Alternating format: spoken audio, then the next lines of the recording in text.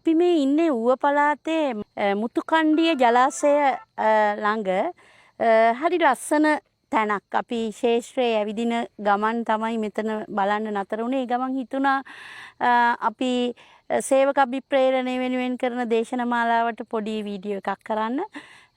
ඇත්තටම අපේ සේවා කාලය ගත්තාම හැමෝටම මම මේ කියනවා වගේ කතා තියෙනවා.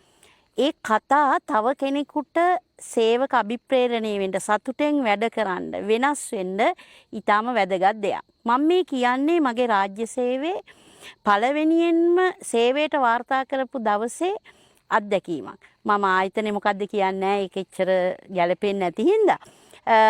නමුත් සිද්ධිය අපි ගමු. අපිට සිද්ධියනේ වැදගත් වෙන්නේ. මේ සිද්ධිය තමයි මගේ පළවෙනි සේවා ඒ කියන්නේ රාජකාරියේ පළවෙනි දවස රාජ්‍ය සේවයට ඇවිල්ලා පළවෙනිම දවස රාජකාරියට වාර්තා කරන්න මං යනකොට එතන හිටියා මේ දොරකඩ අවහිර කරගෙන කකුල් දෙක දිග ඇරගෙන සාමාන්‍යයෙන් එච්චර අර කියන්නේ අර අපි දැක ගමන් ඇට්‍රැක්ටිව් පෙනුමක් නැති කමිසේ සුදු පාට කමිසයක් ඇඳලා හිටියේ. ඒකේ ඩොට් ඩොට් තිබුණා නිකන් පුස් කාලා. වයස අවුරුදු 40ක විතර පෙනුම තියෙන කෙනෙක්.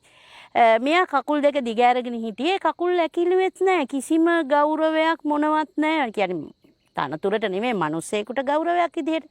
එහෙම කිසි දෙයක් නැහැ. මගේ කාර්යාලයට යන පළවෙනි දවසේ පළවෙනි අත්දැකීම අහක බලාගෙන හිටියා. මං කකුල් දෙකට උඩින් පයින්න හොඳ නැති හින්දා වටෙන් කැරකිලා ඔෆිස් එකට ගියා. ඉතින් ඒ දවසේ එහෙම ගෙවිලා ගියා. දෙවෙනි දවසේ උදේ එනකොටත් එයා එතනම හිටියා. මොකද මං උදේම කාර්යාලයට ආවා 7:00 විතර වෙනකොට. එතකොට එයා වාඩිලා හිටියා. දෙවෙනි දවසේ මට මෙයා විශේෂයක් වුණ හින්දා මං කතා කරලා ඇහුවා මේ කවුද කියලා. බලනකොට මගේ ආයතන ප්‍රධානියාගේ පියන් මහත්තයා. ඒ කියන්නේ කාර්ය සේවක මහත්තයා. ඉතින් මම තුන්වෙනි දවසේ එනකොටත් මෙහෙම හිටියා. මං ඉතින් good morning කියනවා අහක බලනවා. ඉතින් කතාව කෙටි කරන්න ඕන හින්දා මේ සතියක් දෙකක් විතර යනකොට ඔන්න මෙයා එතන නෑ. මොකද මං හැමදාම good morning කියනවා. මේක හරි කරදරයක් නේ. ඒක හින්දා මෙයා මේ හිටියේ නෑ. ඊට පස්සේ මම දැන් මෙයා හොයාගෙන යනවා. මට පොඩි ටිකක් හරි සතුටක්. මෙයා හොයාගෙන ගිහින් මං good morning කියනවා. ඔහොම ඉන්නකොට මෙයා වෙන මේ කියන්නේ තට්ටු ගොඩනැගිල්ලක තිබුණේ වෙන තට්ටු වලටත් යනවා. ඉතින් මං එතෙන්ඩත් ගිහින් මෙයාට good morning කියනවා. ඉතින් දවසක් මම මෙයාගෙන් ඇහුවා සතියක් දෙකක් විතර යනකොට මං ඔයාව අඳුරන්නේ නැහැ, දන්නේ නැහැ. මේ ආයතනෙට ආපුවම දැක්කේ.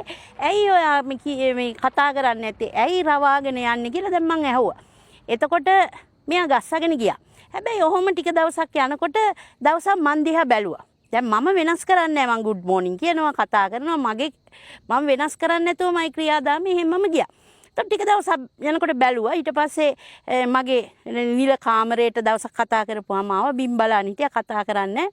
ඊට පස්සේ දැන් මාසයක් විතර ගියාට පස්සේ මම අපේ සුබ සාධක සංගමයට යෝජනා කරා මෙයාව අපි කාරක සභාවට දාමු කියලා. ඒකට හේතුවක් තියෙනවා. මම මෙයාගේ පසුබිම හොයලා බලද්දි ඇයි මේ වෛරයෙන්, ද්වේෂයෙන් පුපුර හිනාවක්වත් වෙන්නේ නැතුව එහෙම ඉන්නේ කියලා බලනකොට එයාගේ තාත්තා නැති වෙලා අම්මා ගල්කොයරේක වැඩ කරනවා.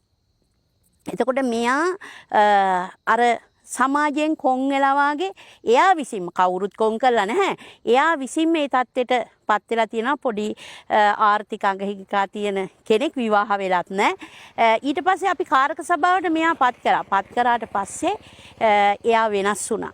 එයාගේ ඇඳුම් වෙනස් වුණා. එයාගේ පෙනුම වෙනස් වුණා. එයා කතා බහ කරන විදිය වෙනස් වුණා. ඔබට කොච්චර වෙනස් වුණාද කියනවනම් මම ඒ ආයතනයේ අවුරුදු 3ක් සේවය කරලා වෙන ආයතනයකට ගියා.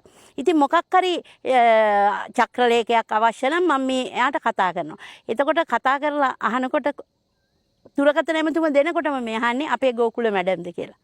එච්චර වෙනස් වුණා. ඒක නිසා මම මේ කියන්න උත්සාහ කළේ මේ කතන්දරෙත් කියලා අපි වෙනස් වුණොත් මිනිස්සු වෙනස් කරන්න පුළුවන්. මිනිස්සුන්ට මිනිස්සු විදිහට සැලකුවොත්, ඒගොල්ලන්ට මානව ගෞරවය දුන්නොත්, ඒගොල්ලන්ට ඇහුම්කන් දුන්නොත්, ඒගොල්ලන්ගේ තත්ත්වයේ තේරුම් ගත්තොත් අපිට ගොඩක් අය වෙනස් කරන්න පුළුවන්. ඇයි අපි වෙනස් කරන්නේ? රාජ්‍ය සේවයේ ඉන්නකොට ඇයි අනික වෙනස් කරන්න ඕනේ වෙන්නේ? වෙනස් කරන්න ඕනේ වෙන්නේ එතකොට එයාගේ සේවය අය හරියට කරනවා. එයා සේවයේ තෘප්තිමත්ව කරනවා. එයා හොඳට අභිප්‍රේරණය වෙලා එයාගේ ඵලදායීතාවයේ ඉහළ යනවා. ඒක රටට වැඩක් වෙනවා. ඒක නිසා මේ ඕනෑම පුජ්‍යලෙක් අසාර්ථක චක්‍රයක ඉඳන් සාර්ථක චක්‍රයකට අපිට ගෙනියන්න පුළුවන් නම් වචනයෙන් සිනහවෙන් අපේ ක්‍රියාකාරකමින් ඇගයීමෙන් විවිධ දේවල් වලින් අති බහුතරයක් දෙන අපිට වෙනස් කරන්න පුළුවන්. ඉතින් මගේ රාජ්‍ය සේවයේ පළවෙනිම දවසේදී හම්බෙච්ච නිලධාරියෙක් සේවකයෙක් ගැන මම ඔය කිව්වේ. ඉතින් අපිට පුළුවන් ආදරය, කරුණාව, සෙනෙහස සහ මානව ගරුත්වය, මානව ගෞරවය ඇතුලේ මිනිස්සු වෙනස් කරන්න. අපි ළඟ ඉන්න කෙනා වෙනස් කරමු. එයා විසින් මුළු ලෝකයක් සමහර විට වෙනස් කරයි. ඉතින් මේ වෙනස් කිරීමට මැදිහත් වෙමින් අපිට පුළුවන් ඵලදායී රාජ්‍ය සේවයක් ගොඩනගන්න. හැමෝටම ආරාධනා කරනවා අනිකාට ගෞරව කරන ජන සමාජයක් ගොඩනගමු. එවැනි රාජ්‍ය සේවයක් ගොඩනගමු. අපිට පුළුවන් ලොකු වෙනසක් අපේ රටේ කරන්න.